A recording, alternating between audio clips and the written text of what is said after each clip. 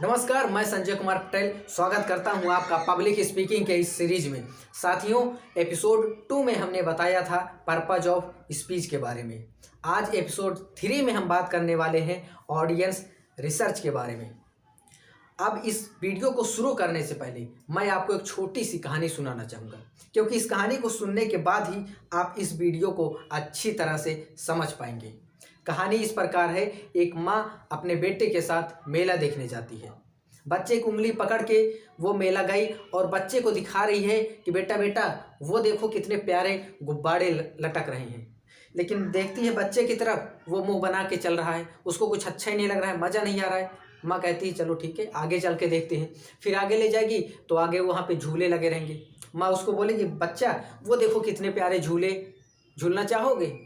फिर देख रही बच्चे का अभी भी मुंह बना हुआ है, वो खुश नहीं हो रहा है। माँ को समझ में नहीं आ रहा है कि मेला आने के बाद जहाँ पर सारे बच्चे खुश हो जाते हैं वहाँ पर ये मुंह बनाया हुआ है, इसको क्यों नहीं पसंद आ रहा है। फिर आगे माँ बढ़ती है और वहाँ पर देखती है बहुत अच्छी अच्छी मिठाइयाँ लगी हुई। बच्चे से बोलती है कि बेटा वो देखो कितनी प्यारी प्यारी मिठाइयाँ हैं, खाओगे?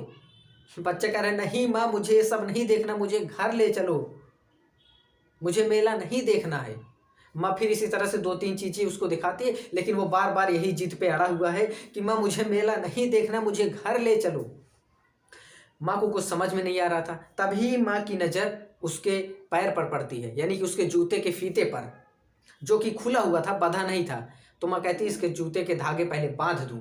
तो जैसे उसका फीता बांधने के लिए नीचे बैठती है और फिर चारों तरफ देखती है तो उसको कुछ दिखाई नहीं दे रहा था। जो चीज़ें ऊपर थी वो चीज़ें उसको दिखाई नहीं दे रही।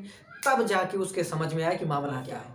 उसने जल्दी से जूते का धागा बांधा और बच्चे को उठाया गोद में, और गोद में उठा के बोला तो बेटा बताओ चलें अब घर? तो बच्चे कहते हैं नहीं माँ, मुझे मेला देखना है, वो देखो मुझे झूलना झूलना है, माँ मुझे गुब्बारे चाहिए, माँ वो वाली मिठाई दिला दो। अब बच्चे का इंटरेस्ट आने लगा, क्योंकि माँ उसके लेवल पर जाकर उसकी सब प्रॉब्लम को समझ पाई।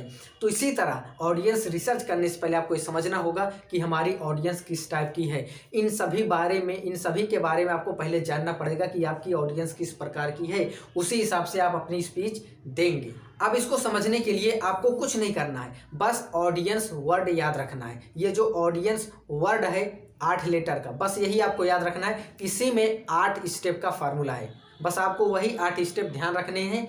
उसी हिसाब से आप अपनी ऑडियंस की रिसर्च कर सकते हैं।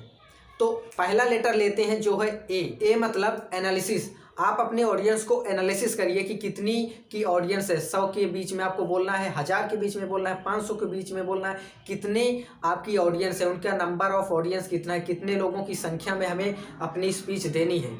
क्योंकि कई बार होता है अगर ज़्यादा लोग हैं तो उनके हिसाब से अलग से बोलना पड़ता है, कुछ कम लोग हैं तो उनके हिसाब से अलग से बोलना पड़ता है। तो आपको एनालिसिस करना होगा, पहला स्टेप। दूसरा स्टेप लेते हैं जो कि ए के बाद आता है यू, यानी कि अंडरस्टैंडिंग। आपको अपने ऑडियंस की अंडरस्टैंडिंग समझना होगा कि मतलब उनकी समझ किस लेवल की है। क्या हम बच्चों के लिए प्रेजेंटेशन तैयार कर रहे हैं, या युवाओं के लिए प्रेजेंटेशन तैयार कर रहे हैं, या फिर बूढ़े लोगों के लिए प्रेजेंटेशन तैयार कर रहे हैं। क्योंकि अगर आप बच्चों की प्रेजेंटेशन तैयार कर रहे हैं और बूढ़े को दिखा रहे हैं तो बूढ़ों को मज़ा नहीं आएगा, क्या बच्चों वाली चीज़ें दिखा रहे हैं। तो इसलिए जिस एज ग्रुप की वो प्रेजेंटेशन हो, क्या उनके लायक वो चीज़ है या नहीं, ये आपको समझना पड़ेगा। मान लीजिए आप सिनेमा जाते हैं और किसी हीरो की मूवी देखने के लिए, मान लीजिए सलमान खान की मूवी देखने आप गए हैं, मार धाड़ वाली, और अंदर जाकर आपको पता चल रहा है कि यहाँ तो बच्चे की कार्टून लगा दिया गया है, तो आपको कितना गुस्सा आएगा। बस वही पब्लिक स्पीकिंग में भी होता है। तो ये चीज़ आपको ध्यान रखना है कि उनकी सोच किस लेवल की है, उसी हिसाब से आपको प्रेजेंटेशन देना होगा। तीसरे वर्ड पे आते हैं जो कि डी है, यानी कि डेमोग्राफिक। आपकी ऑडियंस कहाँ से आती है, क्या वो गांव के क्षेत्र से आती है, शहर के क्षेत्र से आती है, किस इलाके से आती है, ये चीज़ आपको समझना पड़ेगा। क्योंकि कई चीज़ें होती हैं जो उसी इलाके में होती हैं, तो वो चीज़ आपको समझना पड़ेगा और उस हिसाब से प्रेजेंटेशन तैयार करनी पड़ेगी। अगर आप शहर में प्रेजेंटेशन दे रहे हैं गांव वालों के हिसाब से, ये बता रहे हैं कि धान की खेती में ये प्रॉब्लम, ये सब चीज़ें, चक्की, आटा पीसने वाली मशीन और कच्ची सड़कें, ये सब बातें कर रहे हैं, तो ये सब शहर वालों को नहीं समझ में आएगा, उनके पल्ले नहीं पड़ेगा। और अगर सेम चीज़ शहर वाली बातें आपको हमें बता रहे हैं कि मॉल में ये चीज़ें होती, तो गांव वाले के समझ में नहीं आएगा। इसलिए डेमोग्राफी पे आपको बहुत ध्यान देना होगा। चौथा लेटर है आई मतलब इंटरेस्ट। जिस ऑडियंस के सामने आप अपनी प्रेजेंटेशन दे रहे हैं, क्या वो इंटरेस्टेड है आपके प्रेजेंटेशन में या नहीं। मान लीजिए कई लोग अगर आप किसी स्कूल में प्रेजेंटेशन दे रहे हैं और वहाँ के प्रिंसिपल ने बस बच्चों को ऐसे ज़बरदस्ती बोल दिया है कि प्रेजेंटेशन देखना ही देखना है, तो वो लोग बिना मन के वो प्रेजेंटेशन देखेंगे। कहीं पर भी अगर बिना इंटरेस्ट के वो केवल बैठा हुआ है, बस हाँ एक कान से सुन रहा है दूसरे से निकाल रहा है, तो ऐसी स्पीच का कोई फायदा नहीं। इसके लिए आपको क्या करना होगा, आपको उस ऑडियंस में अपना इंटरेस्ट पैदा करना पड़ेगा। स्पीच को इंटरेस्टिंग बनाइए। जो लोग इंटरेस्ट नहीं ले रहे हैं वो भी कैसे इंटरेस्ट लेने लगे, ये आपको सोचना होगा। पांचवा लेटर है ई मतलब एक्सपेक्टेशन। आपकी ऑडियंस आपसे क्या एक्सपेक्ट कर रही है। मान लीजिए वो सोच के आई है कि उनको किसी मोबाइल डिवाइस के बारे में प्रेजेंटेशन सुननी है, किसी मोबाइल के बारे में जानना है, और वहाँ पर आप किसी साबुन तेल के बारे में बताने लगे, किसी और प्रोडक्ट के बारे में बताने लगे, तो उनको इंटरेस्ट नहीं आएगा। मान लीजिए उनको बताया गया कि यहाँ पे आपको कॉमेडी के बारे में बताया जाएगा, आपको कॉमेडी सुनाई जाएगी, और वहाँ पे आप जाके भाषण दे रहे हैं, तो ऐसा नहीं। उनको पहले पता होना चाहिए कि किस बारे में बताया जाएगा, हमें किस चीज़ के लिए हम यहाँ पर बैठे हैं। अगर नहीं पता तो स्टार्टिंग में ही उनको क्लियर कर दीजिए आप किस चीज़ के बारे में बात करने वाले हैं। इतनी देर उनको यहाँ पर समय देने के बाद उनको क्या मिलेगा, जो एक्सपेक्ट वो कर रहे हैं उनको वही मिलना चाहिए। अगर वो नहीं मिलेगा तो प्रेजेंटेशन का कोई मतलब नहीं। छठवां लेटर है एन मतलब नीड। उनकी क्या नीड है, उनकी क्या ज़रूरत है। मान लीजिए आप स्कूल में प्रेजेंटेशन दे रहे हैं और स्कूल के बच्चे को उस समय किस चीज़ की नीड है। जैसे स्कूल के बच्चों को करियर चूज करने में प्रॉब्लम होती है, तो अगर आप इस पे स्पीच देंगे तो उनको बहुत इंटरेस्ट आएगा, उनकी वो नीड है।